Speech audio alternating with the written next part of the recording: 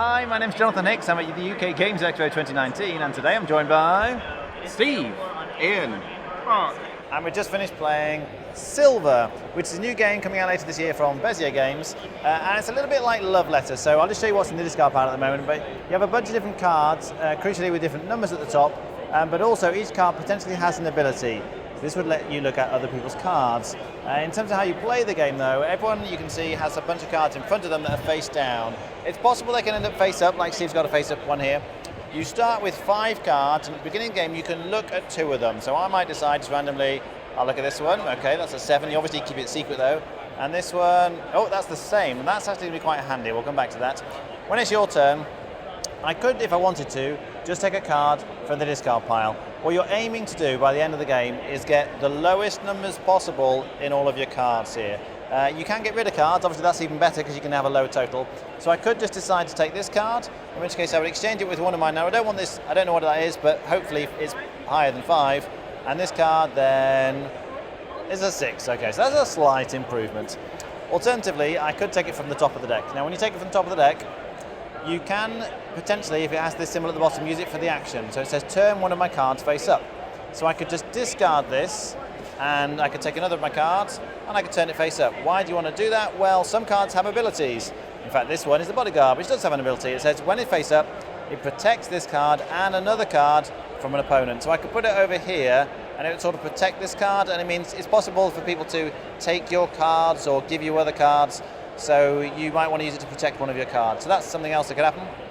Alternatively, instead of discarding the card for the ability here, I could take the card into my village, as it's called, your set of cards, but you have to exchange it for another card. So I could do it for this card here, but if you think you know you've got more than one card that's the same, and remember we looked and these 2 were both 7s, you can actually discard all the cards that are the same. So I'll say, I'll take this in, exchange it for these, but you've got to hope your memory's good here, because if you're wrong, you get both of the cards back. But fortunately we remember these were correct, we were right, they're both 7s, so they both get discarded, and now I've only got 4 cards in my village.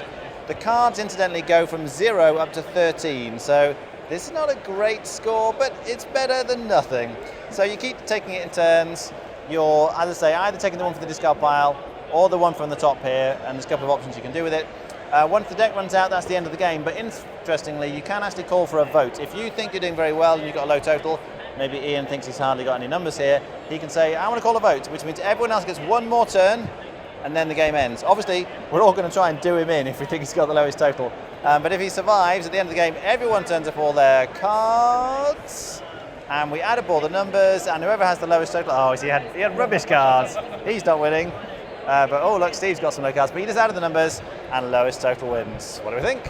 Yeah, the comparisons to Love Letter are pretty good. It has that problem with any new version that isn't Love Letter, that all the cards do something different. In your first game, you're sitting there going, oh, what's an 8 do? I haven't seen an 8 yet. What do I do with this? I've picked it up. Can I use its ability if I keep it? So once you've got through that, and it takes maybe a couple of rounds to get through that, it flows actually pretty smoothly. It is social deduction with memory, and it has one advantage over Love Letter, that there's no player elimination. So if you're playing a game, for 15 minutes and so, everyone will get to the end, even if you've been done in a lot, and you will get done. You've done that in take that sort of games, but it can switch quite quickly. You can think, I've got the lowest total, I'm going to call a vote, and someone robs you, someone swaps a card, and someone does something else, or someone gets rid of 3 of their cards that you weren't expecting, and you end up doing it. If you call a vote and you've not got the lowest total, you lose an extra 10 points as such. So you've got to be very careful when you do that. But if you spend all your turn improving your hand, everyone else is doing that too. So you've got to see, am I far enough ahead that I can call a vote? That's a nice little decision you've got there. Okay, Ian? Yeah, great game. Enough cards to give a lot of variety to every single game, so every game is different.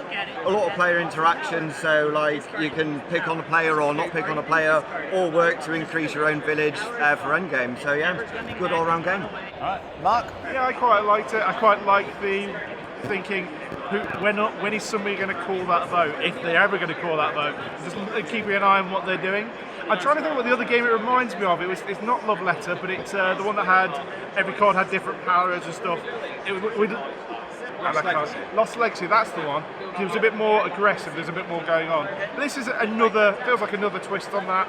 It's good fun. I'm not sure if it's designed to play over 4 rounds. I think I'd play it a couple of times over 4 rounds. I'm not sure I repeatedly do that, but it was good fun.